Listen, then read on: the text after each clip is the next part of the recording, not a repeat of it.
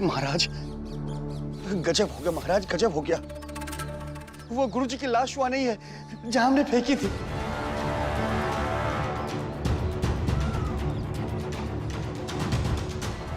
क्या? लाश नहीं है? तो कहाँ गई लाश? उसके घर पर देखा क्या? हाँ महाराज, गुरुजी के घर में भी गया था, पर वहां भी वो लाश नहीं है। और गांव वाले हैरान हैं कि गुरुजी अचानक से कहाँ गायब हो गए। बहुत अजीब बात है महाराज। कहाँ हम उस पिद्दी भीमराव को एक गुरु के हत्यारे के रूप में सब लोगों के सामने प्रस्तुत करने वाले थे, लेकिन अब लाश ही नहीं है। सेठ जी, ये समय ये सोचने गए कि गुरुजी की लाश कहाँ गायब हो गई। वही तो। क्या पता किसी जंगली जानवर ने उसे अपना आहार बना लिया हो।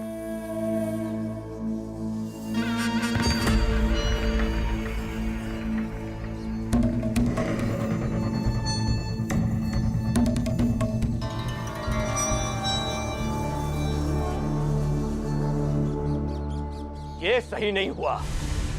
ईश्वर को ऐसे करना नहीं चाहिए था, कदापि नहीं करना चाहिए था। क्या हुआ महाराज? वो गुरुजी जो कल हमारे धर्म, हमारी आस्था, हमारी भावना का अपमान करके उस भीमराव का साथ देने के लिए निकल गए थे, वो कहीं गायब हो गए। गायब हुए मतलब? मतलब ये कि शायद उनकी जान चली गई है।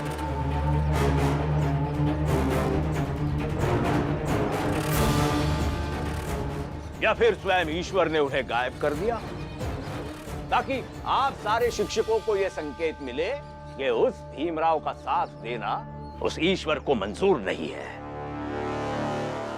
और गुरुजी, एक गुरु की ऐसी दुर्दशा का जिम्मेदार वो पिद्दी भीमराव ही है। गुरुजी, आप लोगों को क्या लगता है कौन जिम्मेदार है?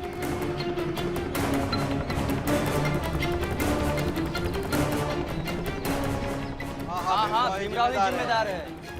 हाँ, भीमराव ही जिम्मेदार है। हाँ, भीमराव ही जिम्मेदार है।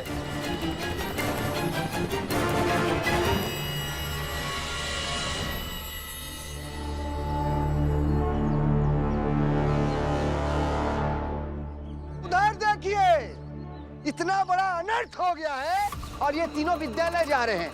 देखिए बेशर्मों को।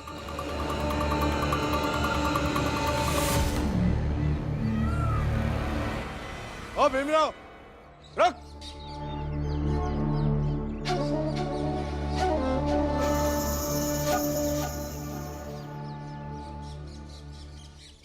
भीमराव, तुम्हारी पढ़ाई के बारे में कोई कुछ कहेगा तो मैं उसका सर फोड़ दूंगा।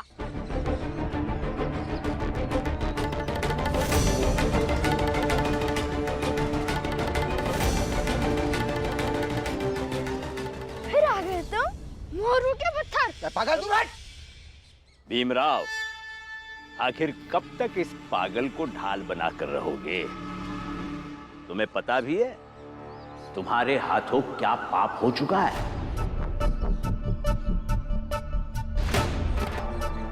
ऐसा क्या हो गया है? तेरे कारण, सिर्फ तेरे कारण वो गुरुजी जो कल गोष्ठी में तेरा साथ दे रहे थे, आज मिल नहीं रहे हैं।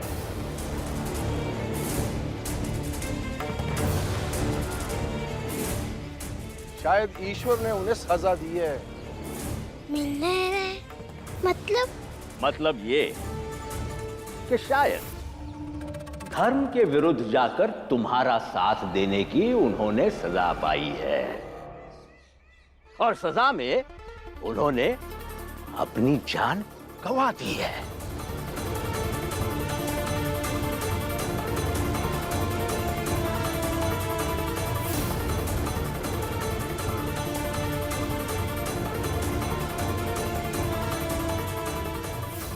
क्यों? क्या हुआ? उन्हें सांप काट लिया क्या?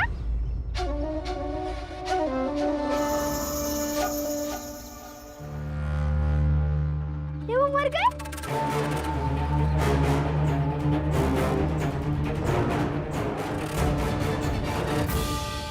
ये तो नहीं पता, लेकिन जब तक गुरुजी नहीं मिल जाते तब तक भीमराव तुम किसी विद्यालय में नहीं पढ़ सकते हो।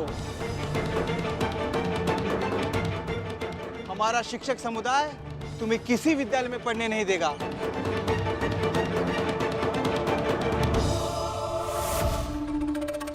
आप लोगों को लगता है आप सब शिक्षक समुदाय के हैं?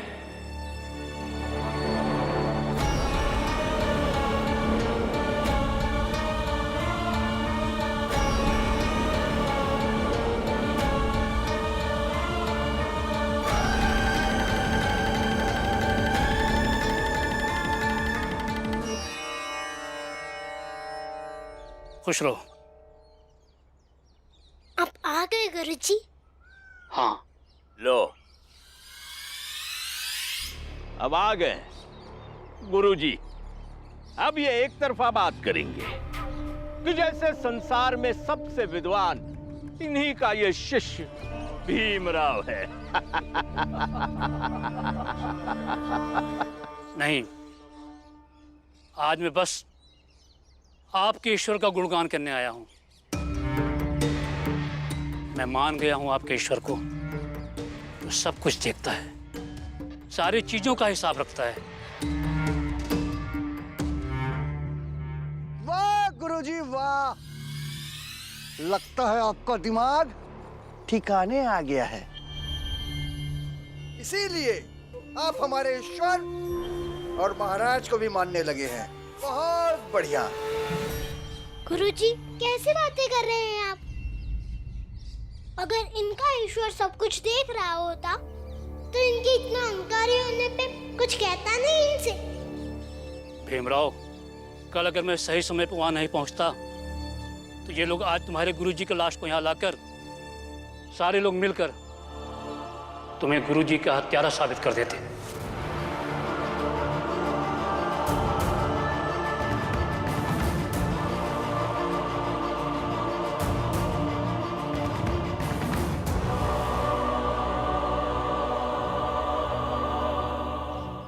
आइए गुरुजी।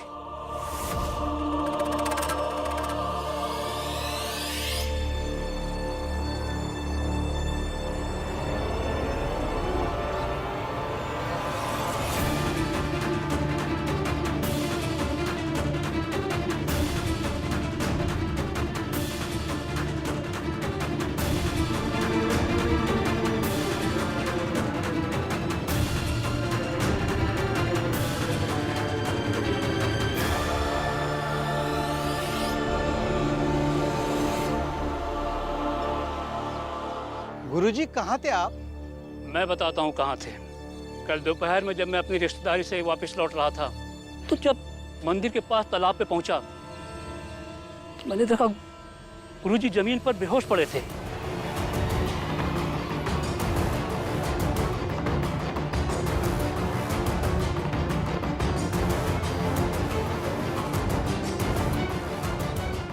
अरे, ये तो राम बहादुर है, गांव का शिक्षक। क्या हुआ राम बहादुर? उठो उठो राम बहादुर, क्या हो गया इसको?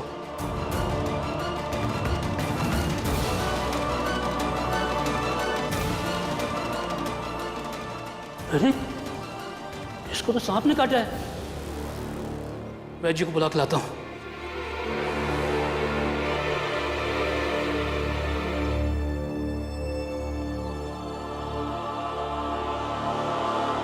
इस तरह इनकी जान बच गई। रात भर में काफी हद तक ये ठीक भी हो गए और मेरा शिष्य भीमराव गुरु की हत्या के लांछन से बच गया।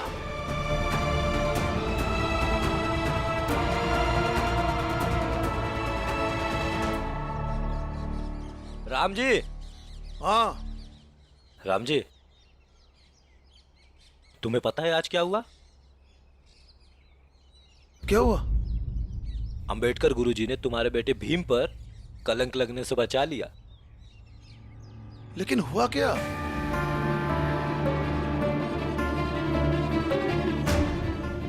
वो गुरुजी जो कल गोष्ठी में तेरा साथ दे रहे थे आज मिल नहीं रहे हैं। धर्म के विरुद्ध जाकर तुम्हारा साथ देने की उन्होंने सजा पाई है और सजा में उन्होंने अपनी जान गंवा दी है। हमारा शिक्षक समुदाय तुम्हें किसी विद्यालय में पढ़ने नहीं देगा।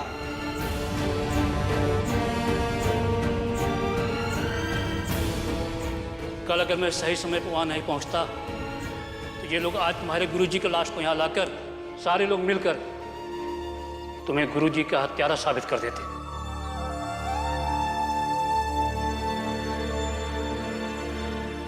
बहुत बहुत धन्यवाद गुरुजी का, जो ऐन मौके पर पहुंच गए, वरना मेरा भीम तो यही सोचकर परेशान होता कि उसकी वजह से गुरुजी की जान चली गई।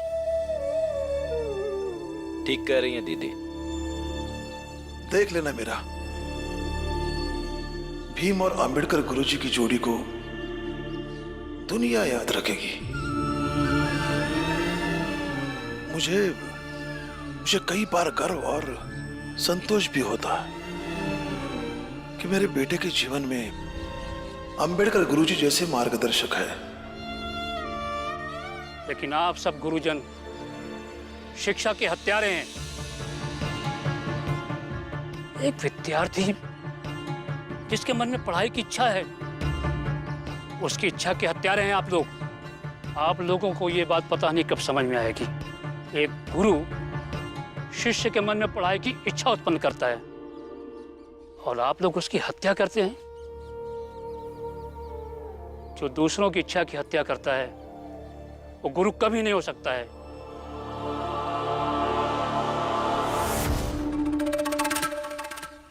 आज सवाल आप सबके अस्तित्व पे है, इसलिए आप लोग जो भी फैसला कीजिए अच्छी तरह से सोच समझ के लीजिएगा।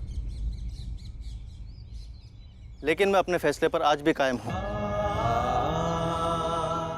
चलो भीम और आनंद विद्यालय, मैं और अंबेडकर गुरुजी तुम्हें पढ़ाएंगे। हाँ भीमराव, विद्यालय चलो। चलो आनंद, आओ।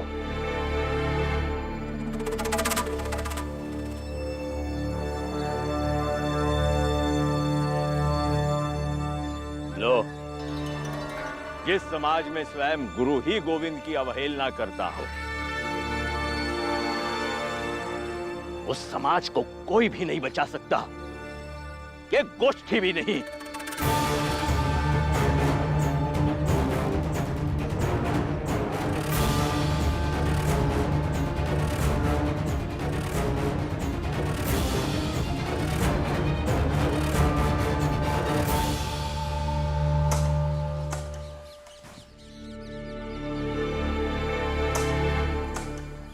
नमस्ते सेठ जी, अगर हम दोनों के लिए कुछ काम हो तो। देखिए, काम तो बहुत है लेकिन हम आपको नहीं दे सकते और राम जी, आपके साथ आए इस आदमी को भी नहीं दे सकते हम। क्यों, क्या हुआ? क्योंकि आपके बारे में हमने बहुत सुन रखा है। आपने कई जगह पे काम किया है, लेकिन हर जगह आपको लेकर कुछ न कुछ बवाल होता रहा है। मैं परेशान होना नहीं चाहता, इसलिए आप चले जाइए। लेकिन सेठ जी, मैं हाथ जोड़कर कहता हूँ, आप चले जाइए, कहीं और जाके काम ढूंढिए। धन्यवाद सेठ जी।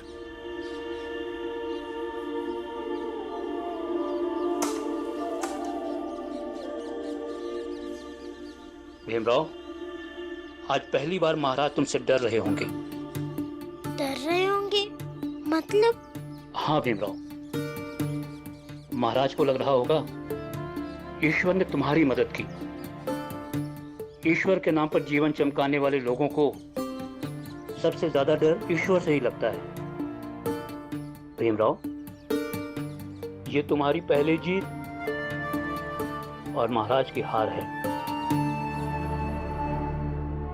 ईश्वर, उस भीमराव का साथ दे के आपने सही नहीं किया। क्या हम जो आपके अस्तित्व के लिए, हमारे धर्म की रक्षा के लिए दिन रात मेहनत करते हैं, क्या हम गलत हैं? क्या सचमुच आप ये सोचते हैं कि हम गलत हैं? तो बताइए ईश्वर, बताइए आप साथ किसका दे रहे हैं, हमारा या उस भीमराव का? आपको संकेत देना होगा ईश्वर, क्योंकि आज पहली बार हमें उस भीमराव से भय होने लगा है, और ये सही नहीं है, कदापि सही नहीं है। और महाराज का ये भय तुम्हारी पहली जीत है उस पाखंडी महाराज के ऊपर। ये जीत मुबारक हो भीमराव। गुरुजी, मैं विद्यालय निकलता हूँ। मेरी जान बचाने के लिए शुक्रिया। भीम और आनंद, तुम भी आ जाना।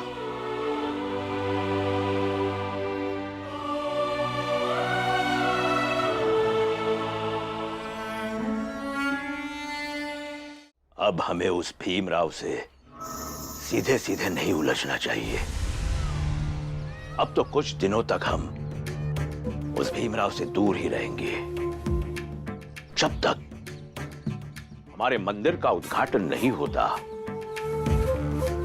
तब तक हम एकांतवास में रहेंगे, और जिस दिन हमारे मंदिर का उद्घाटन हो जाएगा, हम इस गांव को हमेशा के लिए छोड़कर चले जाएंगे, और यही सही रहेगा।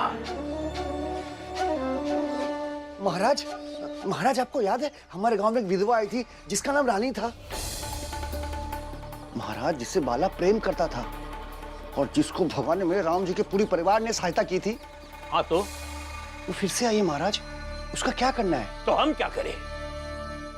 सब के सब निकम्मे हो गए हो, एक काम ठीक से नहीं करते तुम लोग। बस महाराज महाराज महाराज करके दौड़ते दौड़ते आते हो हमारे पास। क्या ये महाराज चलाएंगे तुम्हारा सारा जीवन? अपने धर्म की रक्षा नहीं कर सकते तुम? अपनी जाति का अंतर नहीं बता पाते तुम? बस दौड़ते दौड़ते आते हो महाराज महाराज महाराज करके। मनुष्य हो, मनुष्य की गरिमा को समझो, योद्धा बनो। किसी से नहीं, कम से कम उस भीमराव से सीखो ये बात। छोटी जाति का होने के बाद भी अपनी लड़ाई स्वयं लड़ता है, भाग भाग के किसी महाराज के पास नहीं जाता। हाँ, वैसे ये महाराज है तुम्हारे साथ, लेकिन स्वयं की लड़ाई स्वयं लड़ने की आदत डालो। खुद लड़ो अपनी लड़ाई। और हाँ, सबको जाकर बता दो कि कुछ दिनों तक अब महाराज एकांतवास करेंगे, ईश्वरी शक्तियों की अनुभूति के लिए। चले जाओ। जो आज्ञा महाराज।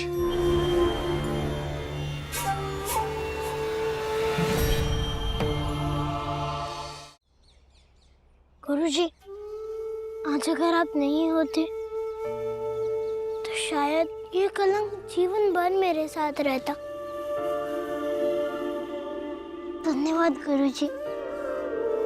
अच्छा भीमराव, ये बताओ कि मेरा सही समय पे आने का क्या अर्थ है? बोलो भीमराव। गुरुजी, मुझे लगता है कि भीम की किस्मत अच्छी थी। तुम्हें क्या लगता है भीमराव? शायद आपके और हमारे संबंध, क्योंकि जिन दो व्यक्तियों में संबंध गहरे होते हैं, उन दोनों के बीच एक अदृश्य सा तार होता है, जिससे वे बिना कहे भी एक दूसरे की भावनाओं को समझ लेते हैं, और वो भावनाएं सही समय पर सही चीजें करवा देती हैं। ये भी सही बात है, लेकिन जो बात मैं तुम दोनों को समझाना चाहता हूँ वो ये है कि जिनके रास्ते ठीक हों, नियत साफ हो, उनके मार्ग में आने वाली कठिनाइयों का कोई ना कोई उपाय निकल ही आता है। अब तुम इसे किस्मत का नाम दो, या प्रकृति के न्याय का तरीका समझो, या अपना विश्वास समझो, लेकिन हाँ भीमराव, कभी जीवन में डरना मत। ये मत सोचना कि मुश्किलें आएंगी तो उनका रास्ता कैसे निकलेगा। बस जो तुम्हारे हाथ में है ना, वो करना। देखो, आज मैं तुम्हारी मदद के लिए आया, कल कोई और आएगा, परसों कोई और आएगा। बस जीवन की ये यात्रा ऐसे ही चलती रहनी चाहिए।